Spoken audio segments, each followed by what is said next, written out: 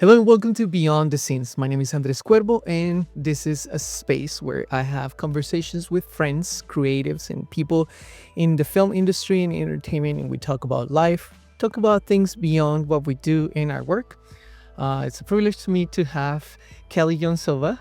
Thank you, Kelly, for coming. Wonderful being here. I'm so excited to be on your show.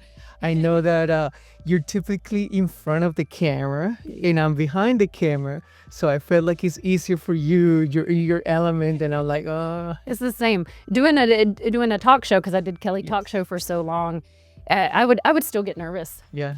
Mainly because you're just afraid of looking stupid, you know?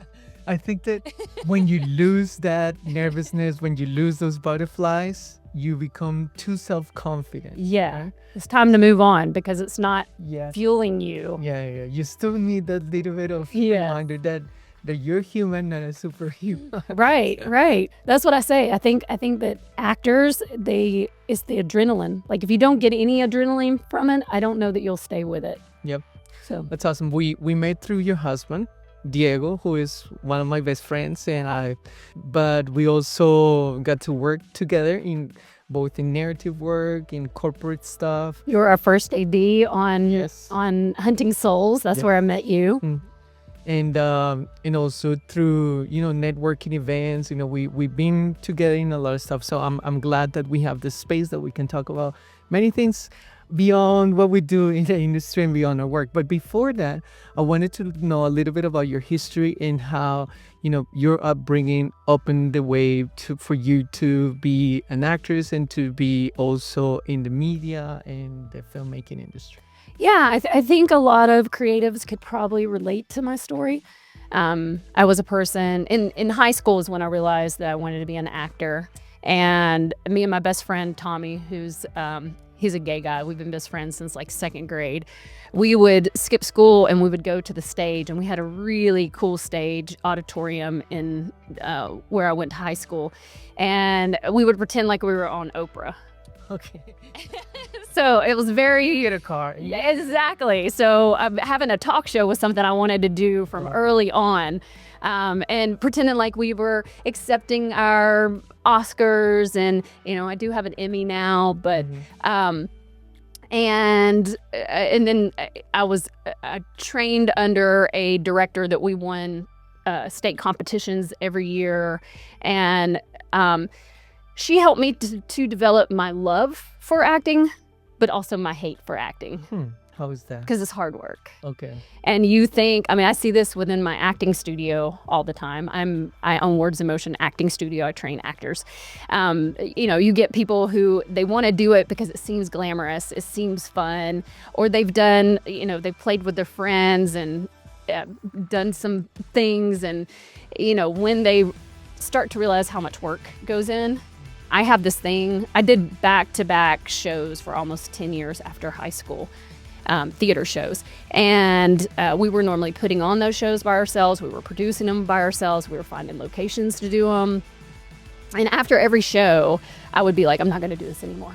I hate this. I'm not going to do this anymore. Because it was so much work. And then you get this time of rest. And then, I don't know, I think we love abuse because we're right back in the saddle. I think people who want to do this, we have this never-ending challenge within ourselves of, because we know that what we do can fall apart at any second. And we risk everything every time we put a project on. And we must have something within us that where we're self-reflecting on ourselves and asking ourselves, are we enough? Can we do this? And how many times can we do this? And when's that one time that the rug's going to be ripped out from underneath us? Because that scares the hell out of us. And yet we still move forward in it. It's almost like as a performer, as an artist, you need to have a little bit of short-term memory loss. Yeah. You forget how much pain it is. That's funny. So, almost like the theater gig group, right? That's how they're known sometimes in high school. That you have the band kids and the theater kids and the sports kids, Yeah.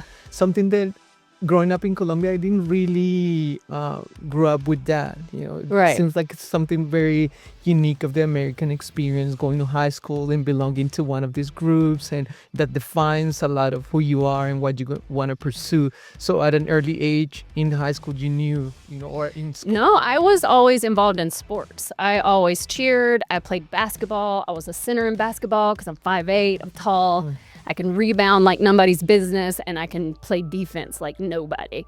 So my ninth grade year, I tried out for basketball, and I tried out for this play.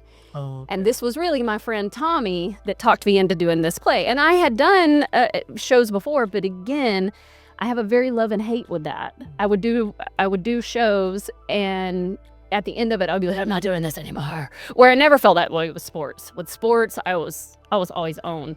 Bring me to the next. Bring me to the next.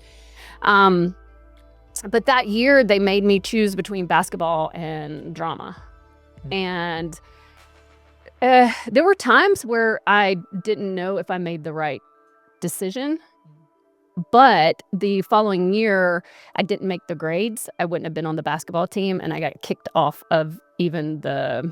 I wasn't allowed to do drama either. oh wow. So from there, I went and worked at the Cobb Children's Theater, and they had a really good department. It was a lot like my high school, but on crack. I was in the play. I mean, Okay. I auditioned, Okay, got and I got into the play, and we performed at the Civic Center, so it was a bigger, you felt more like a professional. And I really trained there until my senior year in high school, and then went back because I'd brought my grades up, went back to do another play, and they wouldn't let me in the play because one of the ladies who was over the plays, I guess she was on I don't know, she was a part of the committee or something. She happened to be my homeroom teacher my ninth grade year when I wasn't making the grades. And they wouldn't let me in because of my ninth grade year. And Carlos, I was so sure that I had made it for that play that I did not even check the cast list. They put the cast list up on the drama door, whenever, and they were like, oh, check the list. I was so sure that I made it, I didn't even check the list. And then like days went by, and I was like, oh, I should probably actually see my name on there because I made it. And it wasn't on there. And I went to my drama teacher, and I had been doing drama at school. They had a class in school, so I knew my drama teacher well, and he knew my abilities. And I mean, I had tears, and I was just like, why didn't you put me in this? And he told me. He said her name was Miss Monroe. I'll call her out. She probably doesn't even know who I am to this day, but I remember her. That they kept me from because of decisions my ninth grade year. Years later, I am dyslexic. I worked for a psychologist, and actually, because I worked for a psychologist, and one day she came to me and she said, Kelly, I think you're dyslexic. And I said, well, I think I'm something. And she was like, I want to test you. And they did the test, and I'm 100% dyslexic and ADD. And I had a really hard time in school. I had a really hard time with reading.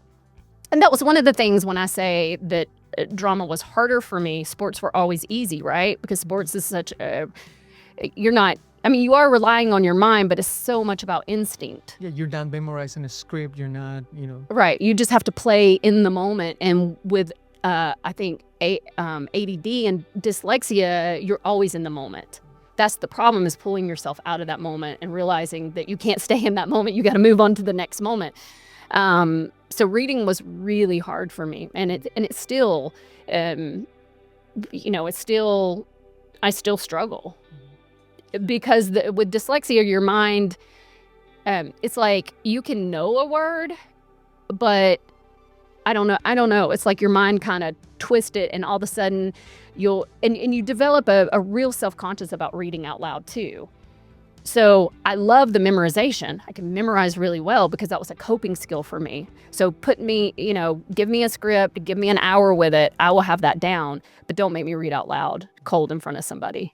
I don't like it. But you did not discover that until your adult life? I just thought it was dumb.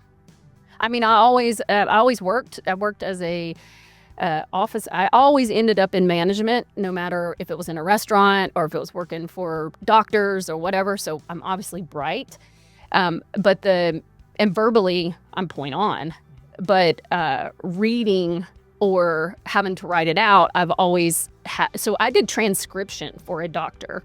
Transcription is he's speaking in, he does his visits and then he's speaking into a recorder and then I have to go and type it out. So I'm listening to the recorder, I'm typing it out. So what I would do is I would learn the lingo, and they pretty much use the same lingo over and over. And at that time, you don't have anything to help you with spelling besides a book. So I had this book that was just spelling, just had words in it.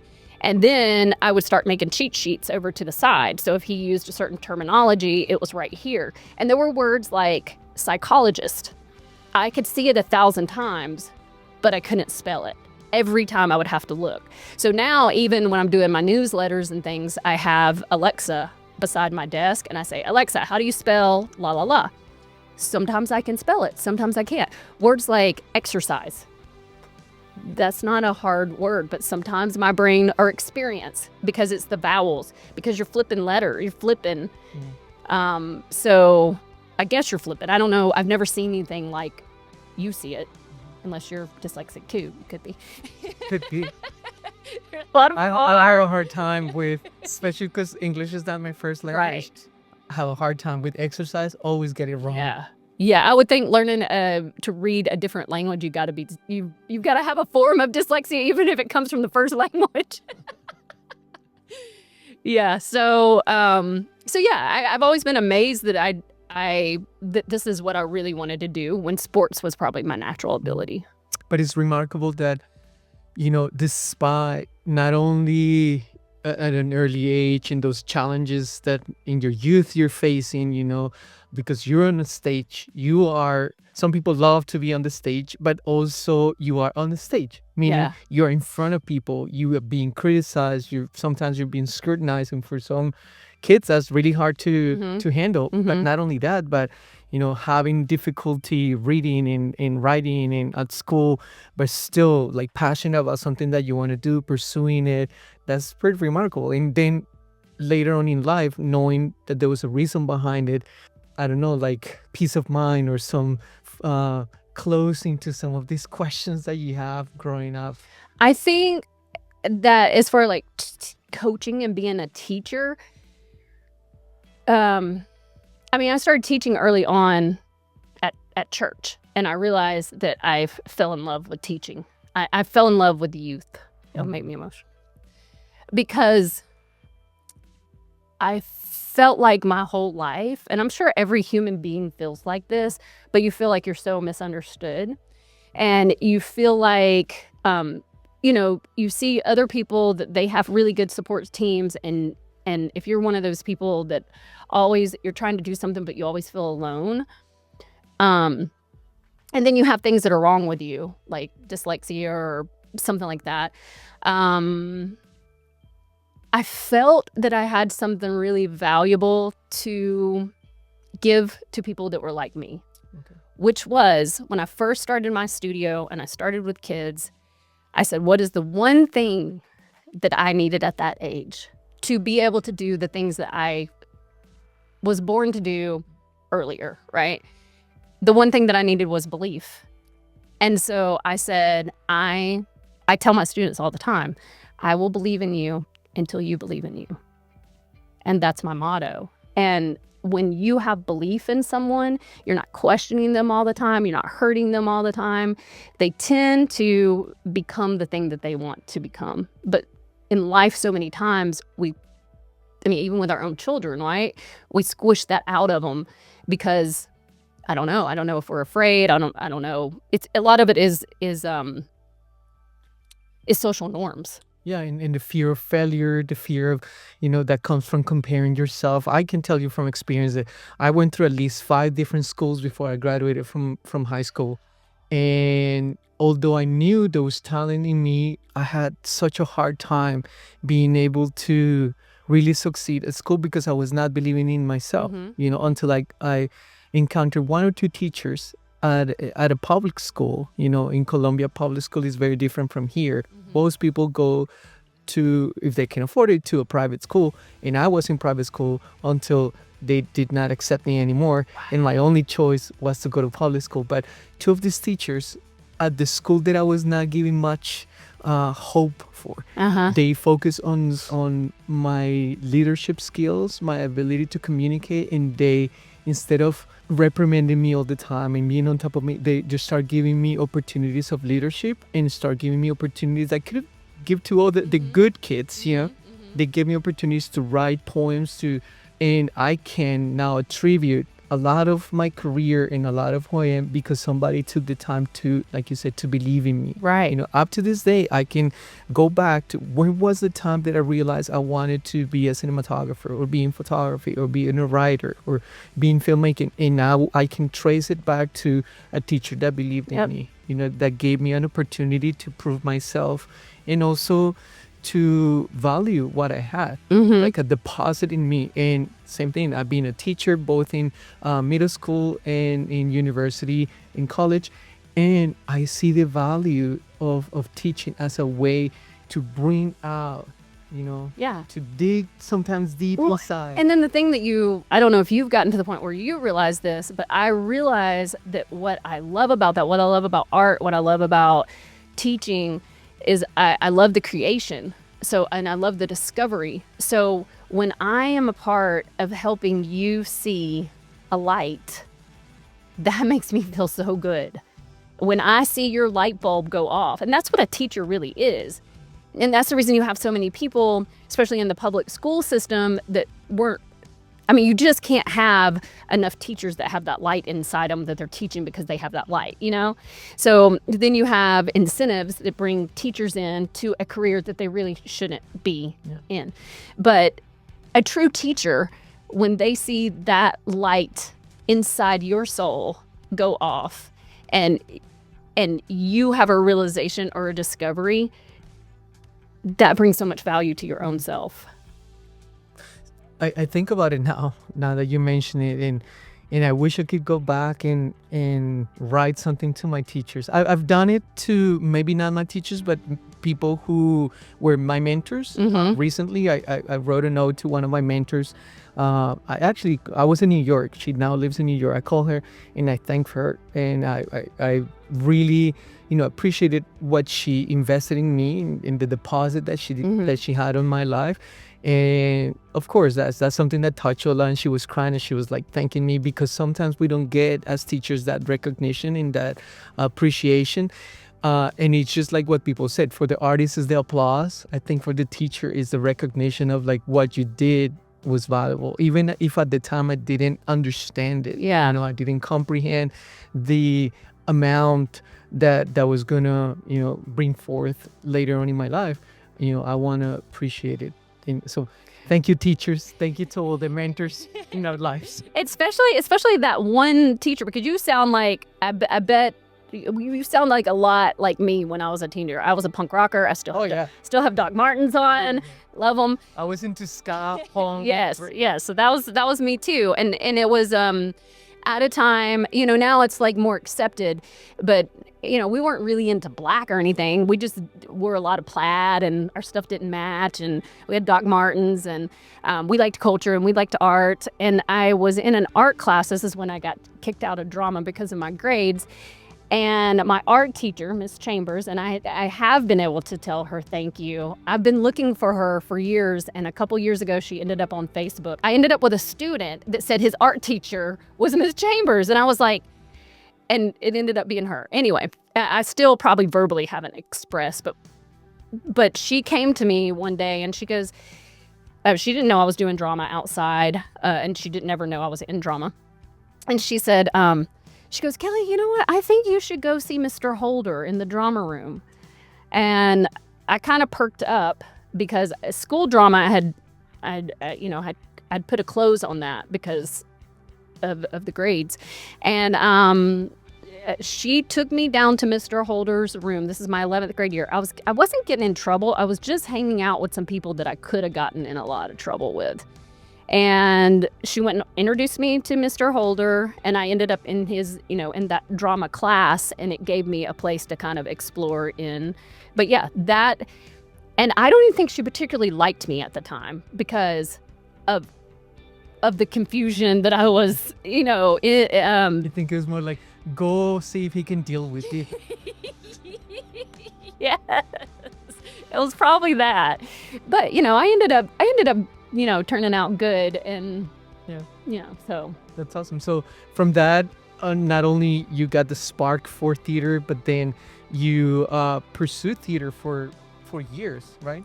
well, so my senior year in high school, the only I only gave myself one thing that I would do in life, and that would be an actor. Nothing else. And that was it. And at the time, you didn't have. I tell my students now, I'm like, you're so blessed. You can audition from anywhere. You can be in a production in LA. I've had students that were in productions in Canada, in England. And I'm like, you can, from auditioning right here in your home.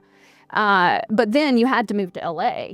And I didn't know anybody else who wanted to be an actor. I didn't know anybody who even thought that, I would talk about being an actor and say, okay. Go do some theater. And so my senior year, I developed crazy stage fright. You could mention it and I would start shaking. And it was because I put so much pressure on myself. And so after that, instead of doing what I wanted to do, I got married. Okay. Yeah, wrong move. Don't sacrifice your dreams. And I did that because that I knew I could do, and then I went into I worked as a bartender for years, and that felt like acting to me. So it felt like, and then I was probably 26 before I got back into a production, and there was a lady at church, and she owned a production company, and I told her that that's my dream, to be an actor, and she was like, come audition. If we've got a production, come audition. And I did the whole thing. I was shaking, I was scared, and they were just amazed. Like, they were like, oh my gosh, that was so great. And then I spent 10 years like traveling with production companies. And that was film production or theater? That was theater. Yeah. Theater. That was theater. When was the time where you realized, I can shift from theater to film production? So, with theater, I was vice president of Douglasville Community Theater, and I was running little programs here and there. And from there, I was like, one thing that I remember growing up when I was younger was looking for an acting studio. I was like, I need to find people like me. I need to, especially after I graduated. And there were only like children's theater groups, and there was really nothing that I could find that was for adults. And I remember that in Marietta, there was an acting school that started. I don't think it lasted very long. And I started to think about why. I remember the times when they started dance studios. Okay. And it was so weird for like our parents. Like, we'd be like, we want to go dance in the dance studio. And they would be like, go out in the backyard and make up a dance, But they ended up doing super well. Yeah. And I was like, I can open an acting studio, and I can literally do it community. And that was my goal. I was going to develop that for the acting community. I still think it's a gem. I still think it's a gold mine. Somebody should do it, which means just develop for community, and then you have competition. Once you start competition, you have a industry. And the film incentives landed at the same time. I had done improv, I'd done stand-up comedy, I'd done everything but film. And, movie making started. So I'd started my studio. We were doing mostly like improv shows, like with kids. And my kids were so awesome. We would compete against like Whole World Theater and some different, not them exactly, but it would be like kids that were training at Whole World or The Basement or whatever, theater groups. And so then the film incentives hit. Well, then we could get on set. So the first thing, my daughter got hired for Killers, the movie Killers with Ashton Kutcher in it. And I was there with her on set, and they pulled me off and put me in a scene. And I ate the prop because they gave me a potato chip bag.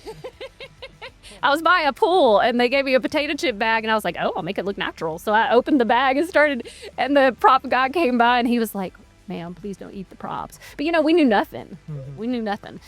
And so, we started getting on set. I actually worked for a psychiatrist at the time, a psychologist at the time, and started my studio on the side. But once I got a good group of kids, the industry kind of pulled me in that, because they didn't have a lot of people. They had all these roles that came here, but I was the third acting studio in Georgia to open. Not even trying to get in the industry, just trying to do my craft and my art. And so they kind of, I would start getting, like, even from Disney, like, they would send over things saying, hey, we're looking for these kids, we're looking for this. So then that led me closer and closer to eventually meeting agents and becoming a training facility. Now, because you started so early, at least here in Georgia, Mm-hmm. you have experienced the transition in the ups and downs of the film industry in Georgia, from the incentives, from, moving back to LA, coming back here. And in that experience, what has, make you still passionate about film, even through the ups and downs? And also, what is motivating you to keep creating a culture and, basically a community of people that can help each other? Because I think if you're a true artist, that's how you're a true artist. Art has no beginning and no end for you. If you think back, creation, that you're here and you're alive, that's art. Like, so then, so I call myself a lifer. I'm a lifer. Like, I'm going to do this art till the day that I die. And that's with pay or without pay. That's what I love. And if you really, getting paid for something becomes the business. The art is creating. So when you get into the point where you're mixing the art with the business, it's a really tricky spot to be in, because some people, they try to get into it just because they think that there's money attached to it. And they find really quickly that you're not going to last long enough to get to that money if you don't have the art or you're going to end up in a disaster, right? Because you were never really there to serve the story in the first place. What I love is building a community that I can create with. And if I happen to land a film role, which we all want that we get paid for, then that's kind of like an icing on the cake. Thank you so much. That means that my art is good enough that somebody recognized me and they put me here. But for the most part, most artists will be doing it with other people, and with, they won't be A-list actors. Mm. A few get there.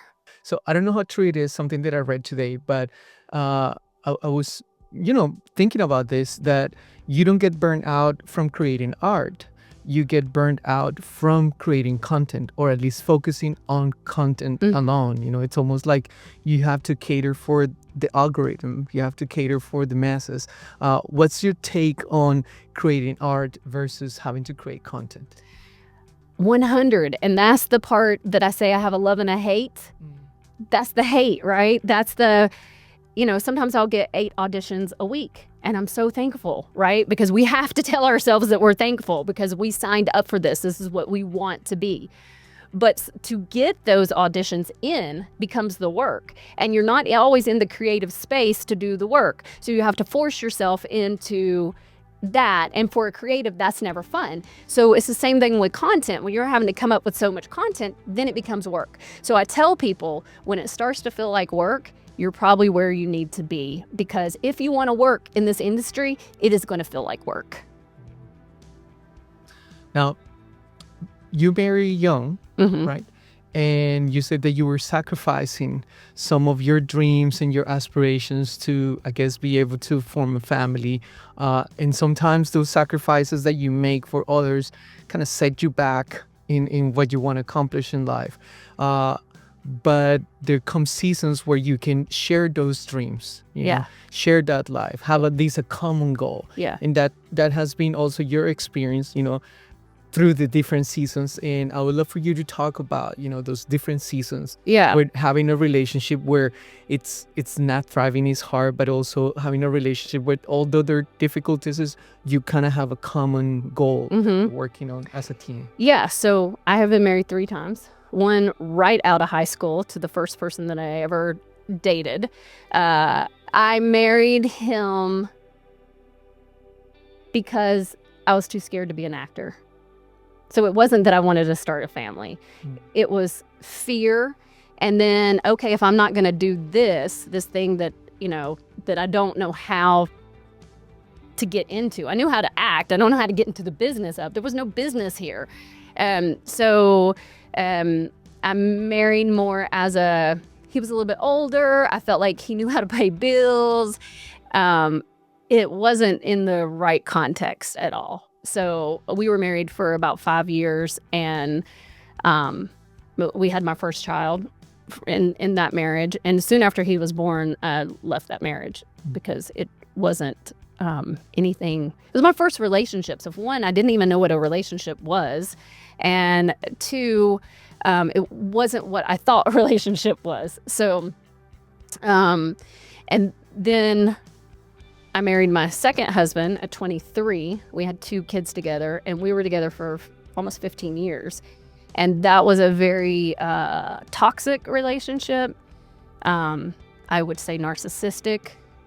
And again, at the end of it, I thought I would stay in that relationship till my kids graduated from high school, because you just kind of think, you can suffer through it. You think, I don't find the narrative of somebody being in a relationship like that. For me, it wasn't that I was a weak person. It was I was a really strong person. I had to be strong for everybody. I had to be stronger than his craziness. I had to be strong for my kids. I had to be strong. So I never viewed it as being weakness. I always viewed it as, I'm strong enough to handle this. But at some point, that person will break your spirit. And my spirit, there was a point in that I couldn't go on anymore. I was literally losing myself too, and all I was becoming was survival. Then I met Diego, and that's, you know, my healthy relationship. And we have Oliver, and that's very different. Like, even when Diego thinks that things have gotten, you know, we have an argument, and he thinks that things are bad, I'm like, you don't know bad. You don't even know. So being able to work together, that was something. When I married my second husband, we were both in the restaurant business, and we had dreams of opening up a restaurant. So it was kind of the same thing. I'm a worker. Like, I'm going to work no matter what. I love working. Diego is like that. He loves working. So our home works because we both love working. So we're not badgering each other. I'm not like, come spend time with me, because I got so much work to do. Like, and Diego's very affectionate. So, you know, all through the day, we stop and we give each other a little kiss, or we hug, or, you know, we're like, oh, I need some energy. So, you know, we hug, or, and for the most part, it's a very compatible relationship. We're also a lot alike. Like, he doesn't, me being with ADD, it's about, I have a problem with order. So if I sit my keys down, I don't know where they went because I was in my brain. I'll look for my keys for 20 minutes. I'm like, I don't know. And people go, why can't you just put it back in the same place? I don't know. But and he doesn't he doesn't get too frustrated with that. He'll get really frustrated sometimes just when the house gets disarray from my friends call me a tornado, because I'm always like putting out fires over here, but I'm creating a tornado in that same space. But I enjoyed this relationship, and I wished I had it at an early age. And I wish I could go and teach young people that so much. Mm-hmm. Like, so much. Just about, you know, who to look for within a partner. If you're having problems when you're dating, you think in your head, especially as a woman, I don't know what a man thinks, but as a woman, you're like, oh, but once we get married, it will be fine. He will know that I'm wonderful and we'll have babies. And, one thing, once you have those babies, your relationship changes because you don't have the space for each other anymore. So if that love is not strong, you're going to, it just becomes harder, even though you would think it would become easier. I think you put more into making that relationship work because now you have people that are reliant on you. But as far as the relationship, kids build space. Yeah. And so yeah, there's so much like if I could go back and tell my young self, I would say wait for that person that when you're dating, it's got to feel good 90% of the time. You can have conflicts, but if that person is trying to overpower you and it's always his decision or her decision, and they're not meeting you and they're not communicating, they're not collaborating with you, you're gonna have a miserable existence. Because especially at the beginning of that relationship, there's all these hormones flying. There's all this stimulation, and it's it's that infatuation that almost blinds you from seeing these red flags. Yeah. Red flags of not only the relationship not working, but red flags of abuse, red flags of physical, psychological, verbal abuse. What are some of the red flags that you can't really ignore, that for somebody that might be confused in their feelings and what they see, and maybe that person is going to change, but what are those red flags that you recognize early on that you say, this is a tell sign that things are not working? I think the biggest thing is when you have no collaboration. When you're having a conversation and that person, this is where I know straight off that person is into self. If I'm having a conversation with somebody and I can't say anything in that conversation, I know right away that person doesn't know how to collaborate. And within a partnership, there's got to be a collaboration because you will have things. I'd say that a married couple is like Siamese twins. This one wants to go here, this one wants to come here. And sometimes you do try to force the other one in because you can't leave that one. So you try to force them in, and there's always going to be some of that. But when you're just serving that person, you have an existence too. And you have to let me live and find myself and make my mistakes and be a person too. And not always is it going to be exactly what you want, but hopefully I'm always making decisions with you in mind. Does that make sense? So yeah, that's a red flag for me, is just with anybody. If they're not collaborating with me on some level, I don't have a lot of use for that relationship because I'm not involved in it. And I have to have some part of self in that. It seems like as artists, we can take seasons like that in life, situations that almost drive us to a point of, like you said, losing ourselves. And I don't know if it's a blessing or a curse that we can take those experiences and make art out of it. Mm-hmm. Kind of like Taylor Swift with every step that breaks up with somebody, becomes a hit, makes millions out of breakups. But in your experience, you're also being able to take really hard and difficult to navigate situations and topics and make them into art, make them into stories that can reach out, communities that can reach out people. I recently watched the short that you guys did with your husband about violence in the home. Oh, right? That's the one we got an Emmy for. Exactly. And it's remarkable how art can emulate reality. Yeah. And also become a language that we can use to communicate something that can help people, that can help the community. So I would like to talk about just a little bit, whatever you feel sharing that relates to domestic abuse and how that it's something that is prevalent in nowadays, but it's something that you can break from, and that is not the end of the road. and that even as an artist, you can turn those experiences into something meaningful. Yeah. Well, doing that project was,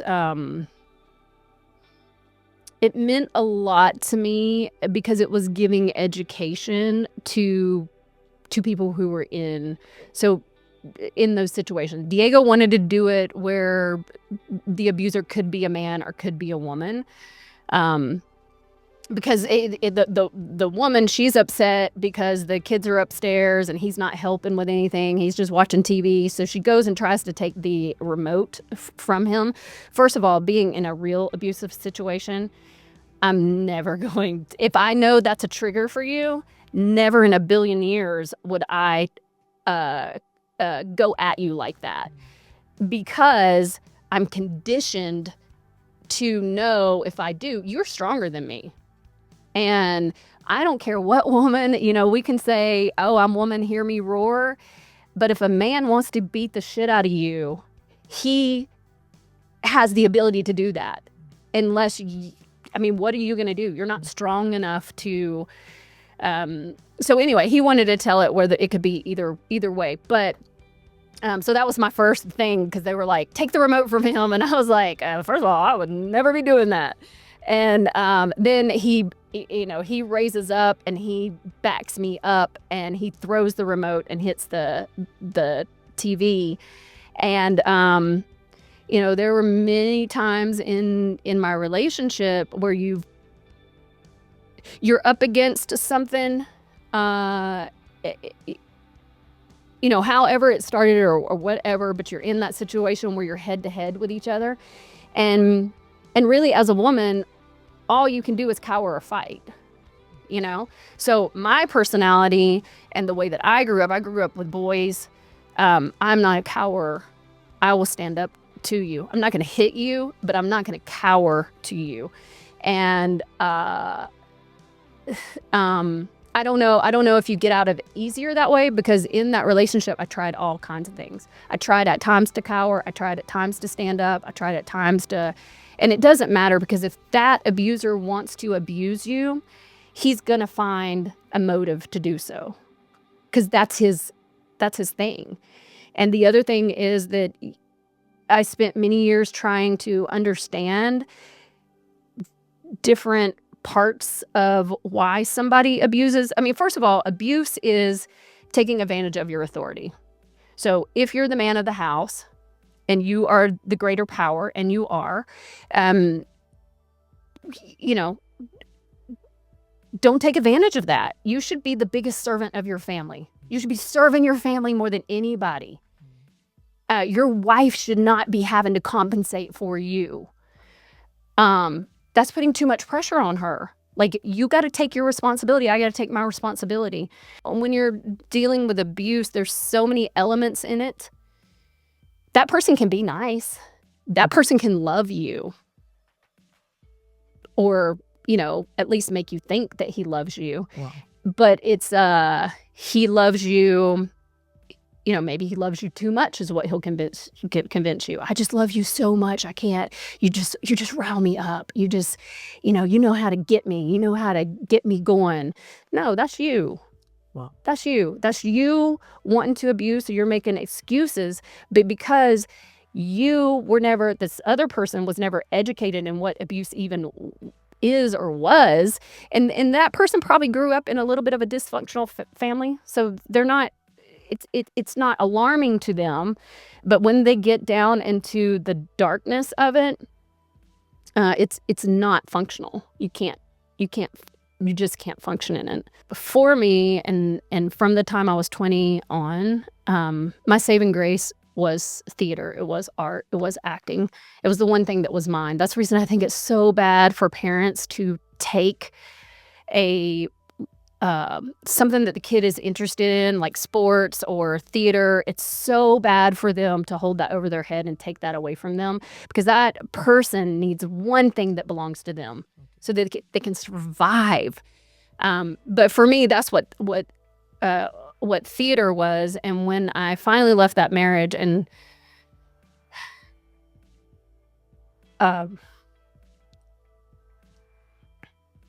to leave that marriage, what people don't realize is you lose everything. That person will use your kids against you. They will use, whatever. There is, with a true abuser, there is no stop. A regular normal person would say, oh, that's too much for that person, or but an abuser doesn't have that. They want to bury you alive, and that is their goal. And so at the bottom of my bottom, I didn't have much of a support team. I ended up living in a basement with 3 kids for nearly 4 years. And I was like, and I had my kids, but he was constantly always trying to take my kids. So it was those, like making me feel like I'm an irresponsible mom who doesn't deserve the kids. He's not paying any bit of child support. We've gone to court. I have waived every bit of his child support because I just want away from him.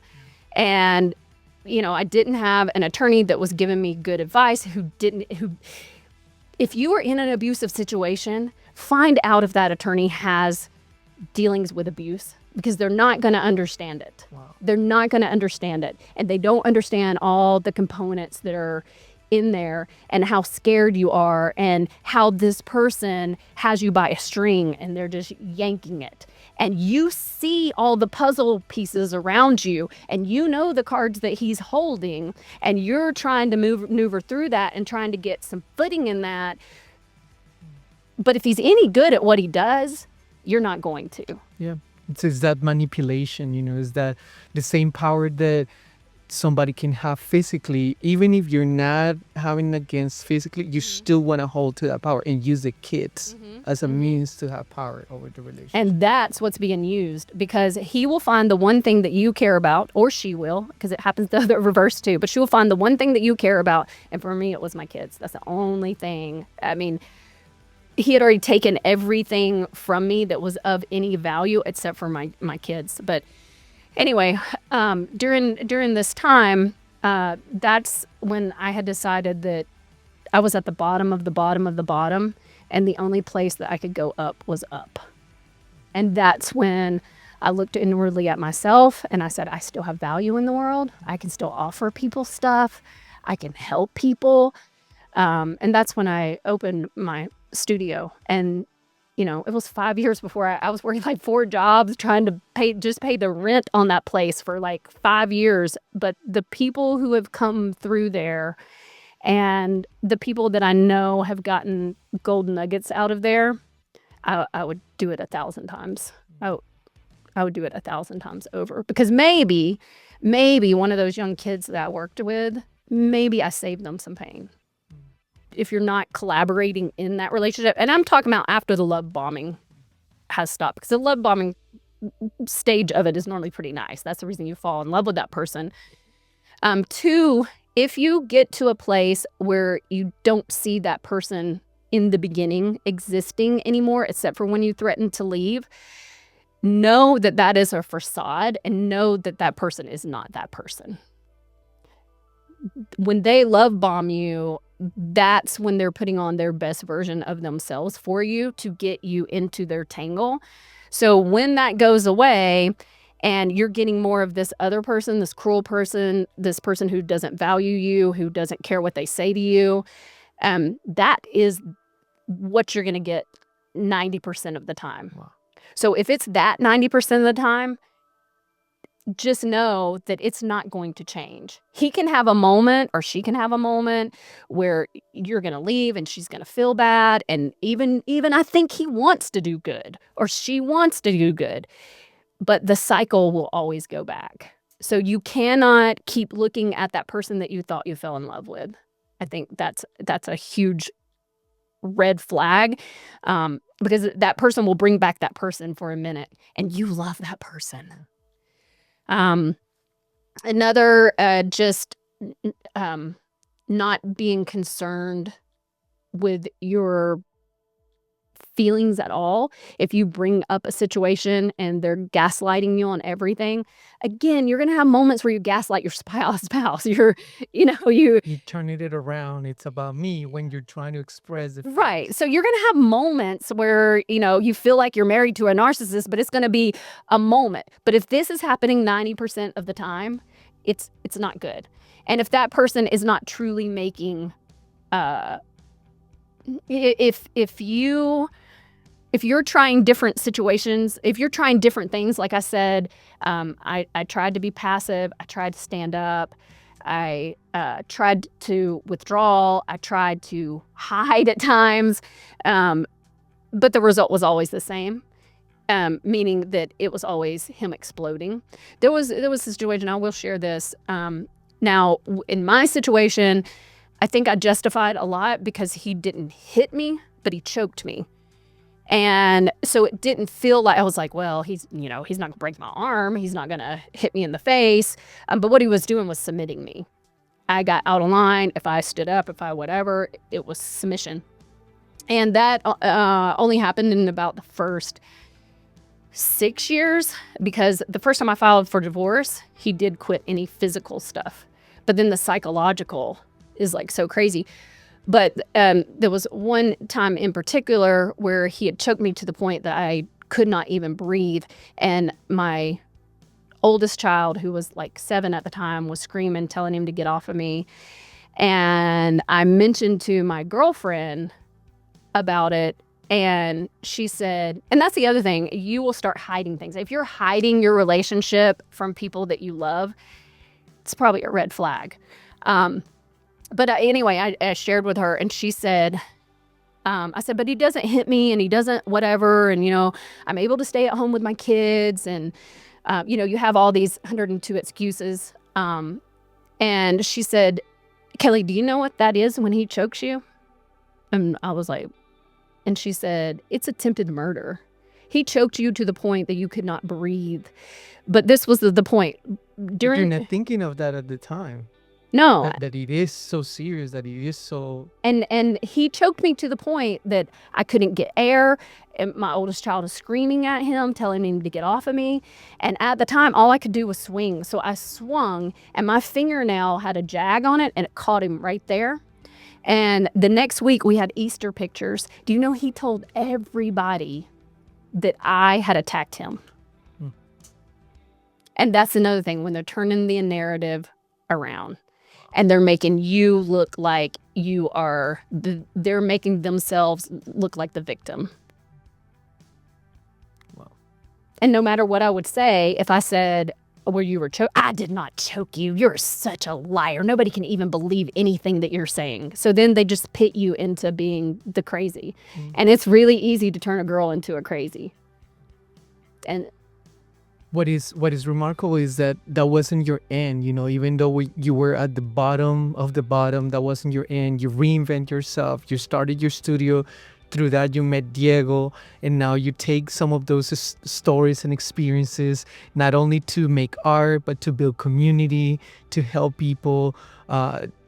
It's amazing that a lot of it's like you can be a victim. Rightly so, because of the situations, but you don't have to remain a victim. Yeah. And you can definitely turn things around and to start a new family with Oliver. Start a new hope, and even involving the rest of your family. And all my kids have had a lot of healing through this good relationship. They've had a lot of healing through Oliver. I have a 4-year-old, and I also have a 28-year-old. So, but they've had a lot of healing through that. And the other thing is, you can't. I felt like as a mom, I can't lay down and die. I have other people that I have to think about. So I think a lot of times when you're at your bottom, to get out of that, you really have to put your focus on somebody else who needs you, because otherwise you will wallow in your self-pity, because it's not fair. And no, those things shouldn't have happened. And but every step of the way, I had a choice in it too, right? I had a choice never to get involved in that relationship. I had choices. I had people telling me, one of my very good friends wouldn't even come to our wedding. That's a red flag. Okay. That's a red flag. But there were things that I couldn't see. I was like, but yeah, you can't. I don't know. That's the thing, like with acting in this industry too. When I see somebody who comes to my door and I know they're on fire and I know they really have the desire, I know they'll do it. And my desire is always to do the best that I can in my life. Always. No matter who is around me or whatever, that's all I can control is how well I can try to do in my life. And every day you wake up just trying it. And you fail that day. And that day, all you could do was get out of bed. I mean, that might be your best that day, right? The next day, you might have got out of bed and you brushed your teeth. And that was your best that day. And then soon, through repetition, you find, well, I'm doing things. And all you have to do is keep on doing things. What are we going to spend our life? What are we doing in this life? What are we spending our time doing anyway, if it's not just trying? It's better to fail, but you're trying, that to think that you're so successful and everything's been given to you and acquired. You never try, you never, but you have succeed from these experiences, and now you are turning things in a way that not only you started a studio, the Kelly Talk Show, that brought more and more attention to what the industry had to offer at the time, and now you're not only a teacher with the acting studio, but you're becoming more of a life coach through this experience for many people. But they call me in my studio Church of Kelly.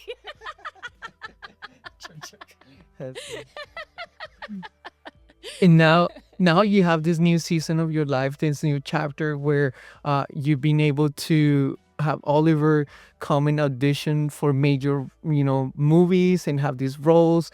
How is it to be a parent and also, have your son involved in the industry, with many of the stories are like these child stars are going to turn out to be the worst person ever, and the TMC is going to come after and all these crazy stories. Yeah. So one thing that I say in my life consistently is I know nothing. Because every time I think I know something, I found out that there's always more to know, right? So I'm always learning in my own life. I never say, I can be an expert at something, but even with that expertise, there's always these other elements that that'll come slap you in the face and you realize you know nothing. So mommerging, so what we call it, mommerging. Yeah, I don't know. Like, I've led many people and many parents through the industry and helped them make decisions. But as far as myself, this is the first time I'm doing it. And what I do know is that there are a lot of protections for kids that were not in the 80s. I think our industry has done really well at really looking at that and things that have gone on in the past, and kids getting left in rooms with producers and plus, back in the 80s, these things weren't talked about. If a child was being molested, they weren't talking about it. They didn't have openness to just go to a parent and tell a parent. Adults had so much control during that time, which now not so much, because I think our generation has been good at saying, talk to me, tell me what's going on. Who are you around? What are you doing? To the point that it's probably invasive, to the point that it's probably the other extreme. But, on set, if you're working on a SAG-AFTRA, and you should, even if you're working on a non-union, you have Georgia rules. You have Georgia law that protects you. So even if you're working on a non-union set, if you know your Georgia laws, it still should protect you. And one thing within those Georgia laws is that my child gets to be in my sight at all times. So you have a child labor coordinator, which I've worked as a child labor coordinator many times, that with the parent, if the parent goes to the bathroom, then I'm the child labor coordinator and I will step in. But that child labor coordinator is pretty much, you can find that child labor coordinator pretty easily, and that child labor coordinator is the go-between between uh, the the parent, the child, the state. The child labor coordinator works for the state, and then production. So that child labor coordinator is there to report anything that they can't take care of on set. That child labor coordinator is not going to let your child off in a place with another person. If you, the parent, are not, let's say that you're filming somewhere tight. Let's say that you're filming in this closet and the parent can't go in there because it's just so tight. They still have to be on a monitor where they can see you. So you are able to go where the monitor is so you can see them at all time. So if your child is being molested on set, now a parent really has to ask themselves, where was I? Because or did I advocate? If you're working on a non-union set, it's a little different, right? Because sometimes those non-union people don't even know laws. So that's where you've got to be educated, and you have to say, do you have a child labor coordinator? If they don't, then you say, I'm going to be with my child at all times. And even with that child labor coordinator, there has to be a signature for even you go to the bathroom without that child, there has to be a signature between me and you, giving me consent to, and I've had a background check. And, I'm normally, I find that the child labor coordinators a lot of times are teachers in schools, like me being a teacher. But yeah, and then like when Oliver goes on set, he's so young, we just tell him he's at acting camp. We don't even so he booked his young Superman and young Clark Kent in the new Superman DC movie, which is just a small flashback scene of him as young Clark Kent. And we just told him he was at acting camp. He was like, he don't really know. I find that a lot of times with kids, the parents put so much pressure, like especially if they're working with somebody famous, then the parent is like, oh my goodness, you're working with, Brad Pitt, or you're working with, and a young child, they don't even know who that person is. And now you've put so much significance on this other person that you've made them a little bit paranoid. So I think the more normal you can make it feel, the better. The name of your acting studio is Words in Motion. Mm-hmm. And I wanted to know, what's the key to turn your words and your thoughts and your dreams into something tangible, into motion, into an art form? What have you discovered that is the key that can transform your words into something that moves, and not only that moves in the art, but moves people as well? Yeah. So I love that, because that is how goals are achieved, is through words in motion. And so everything that we speak, we try to put it in motion. Which is action, right? So a lot of people will say, "Oh, call me Words in Action," because they're thinking of the same thing. I was like, "Oh, that's a pretty good name. I should have been Words in Action." But it one for when you're dealing with a script, it's the actor's job to find the verbs, to find the action within the script, and how to turn it into intention, things like that. So that in itself is words in motion. But then beyond that, to have a career, when you're saying something, you need to, okay, what are you showing for that? So we set little small goals. Like we might have a 3-month goal or a year goal, or and then, what are you doing every day? Every day, waking up with that intent in mind, and what did you do today to make that happen tomorrow? And at first you will find that you're full of a lot of fear. So let's say that, hey, I want to get an agent, but, I don't know how to go about that. And, maybe you go to some networking events and there's agents there, but when you go to talk to them, you just fall apart and you feel stupid. You don't know what to say. Well, you don't stop at that. You go again. You get better at it. You go again, you get better at it. That's what people don't realize too about networking events, like the Georgia Arts Initiative, with the events that we're creating. You're also learning with networking, you're learning at a level that it may not matter, because it may be just you there, me there. But as an actor, you being a director, I might be able to start a conversation with you. Then again, I might fail at it. But then you go, to the next one, you get a little bit better at it. And I learn what to say, and I learn how to do this, and I learn how to do that. So words in action is just figuring it out. Mm-hmm. Now, I know that through this open conversation, very generous conversation where you have put yourself in a very vulnerable place and share from your intimacy and your deep story, I know that many people are going to feel very related. So thank you very much for coming and being so open and honestly very generous. And as people relate to your story, relate to you, and they want to learn more about you, Words in Motion, the Georgia Arts Initiative, how can they connect with you? How can they find you and follow your journey and maybe be part of it as well? Yeah, so I'm AtlantaActingStudio.com. Made it really easy. AtlantaActingStudio.com is our website. But I'm pretty reachable. Kelly at AtlantaActingStudio.com. And I'm on social media. I'm really social on my social medias. So yeah, and I'm pretty friendly with people. Like if somebody reaches out to me, I try to get back to them. Not always. It depends on how busy I am. But I try to be I try to be as open as I possibly can. But it's not just an acting studio for kids. Oh no, I have mostly adults now. I started off with kids, and I will say, I specialize in kids. But I have mostly adults now, and we have a dynamite acting class. But also, David A. Cox, he teaches the Meisner technique, and he actually, in LA, he did a lot of amazing things. He's an older guy.